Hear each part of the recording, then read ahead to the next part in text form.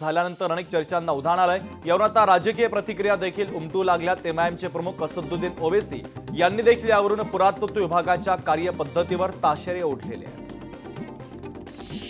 जनसुराज्य पक्षाचे प्रमुख प्रशांत किशोर यांनी मोठी घोषणा केली। आगामी विधानसभा निवडणुकीमध्ये बिहारमध्ये जनसुराज्य पक्षाची सत्ता आल्यानंतर तासाभरात राज्यातील दारूबंदी उठू असं त्यांनी म्हटलंय।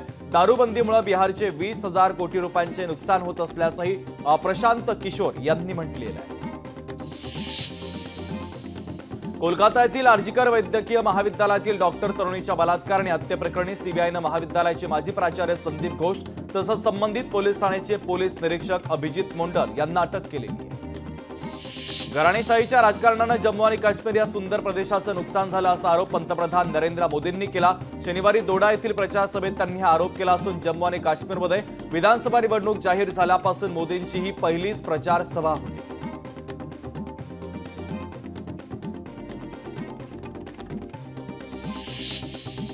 एसटीच्या प्रवासामध्ये प्रवाशांना काही अडचण आल्यास त्यांना त्या संदर्भात थेट आगार प्रमुखांकडे आता तक्रार करता येणार आहे। त्यानंतर तक्रारीचं तातडीने निराकरण होईल अशा पद्धतीची यंत्रणा एसटी प्रशासनाच्या वतीने आता उभी करण्यात आली आहे। हरियाणा विधानसभा निवडणुकीच्या निकालाआधीच भारतीय जनता पक्षामध्ये सीएम पदासाठी रस्सीखेच सुरू झाली आहे। सैनी सरकारमध्ये कॅबिनेट मंत्री राहिलेले अनिल वीज यांनी आता सीएम पदावर दावा केलाय। मी सर्वात ज्येष्ठ नेता आहे, त्यामुळे भाजपची सत्ता आल्यास मला सीएम पद मिळायला हवं असं त्यांनी म्हटलंय। पण शहांनी नायब सैनी हे सीएम पदाचा चेहरा असल्याचं सांगितलेलं होतं।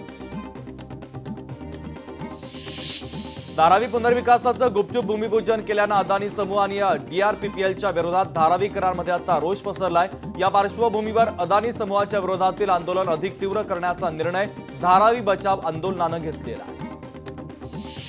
गणेशोत्सवाच्या दरम्यान गणेश भक्तांच्या सोयीसाठी मध्य रेल्वेनं छत्रपती शिवाजी महाराज टर्मिनस आणि ठाणे कल्याण दरम्यान रात्रीच्या वेळी लोकलच्या 22 जादा फेऱ्या चालवण्याचा निर्णय घेतलेला आहे।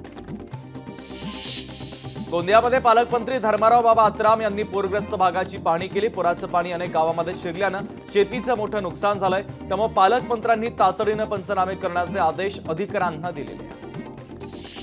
धनगर समाजाचं शिष्टमंडळ सह्याद्री अतिथीगृहावर दाखल झालं। धनगर समाजाला एसटी मधून आरक्षण मिळावं या मागणीसाठी मुख्यमंत्र्यांसोबत चर्चा होणार असून धनगर समाजाच्या एसटी आरक्षणाची लवकरात लवकर अंमलबजावणी करण्याची मागणी आता करण्यात आली आहे। सोलापूरमधील धनगर समाज आक्रमक झाला। भाजपचे आमदार सुभाष देशमुख यांच्या घरासमोर धनगर समाजानं आंदोलन केलं। लोकप्रतिनिधीला झोपेतून जागा करण्यासाठी आंदोलन करण्यात आलं। धनगर समाज आरक्षणाच्या मागणीसाठी पुन्हा एकदा आक्रमक झालेला आहे।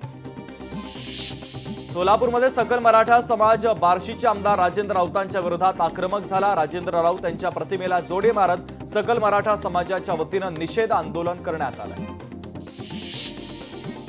नवी मुंबई महानगरपालिकेच्या वतीने एक पेड़ मां के नाम वृक्षारोपण कार्यक्रम पार पडला। तसंच विविध 300 फळ झाडं लावण्यात आली। तर तृतीयपंथीयांनी देखील वृक्षारोपणाच्या कार्यक्रमात सहभाग घेतला होता।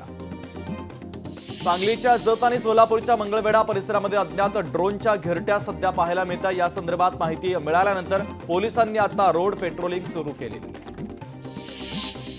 पंढरपूरमध्ये धनगर समाज मुंबईतील बैठकीच्या पार्श्वभूमीवर आक्रमक झाला। मुख्यमंत्र्यांनी पंढरपुरात आलं पाहिजे, मुंबईत बैठक नको, उपोषण कर्त्यांसोबत पंढरपुरात चर्चा करा अशी जोरदार घोषणाबाजी केली जाते।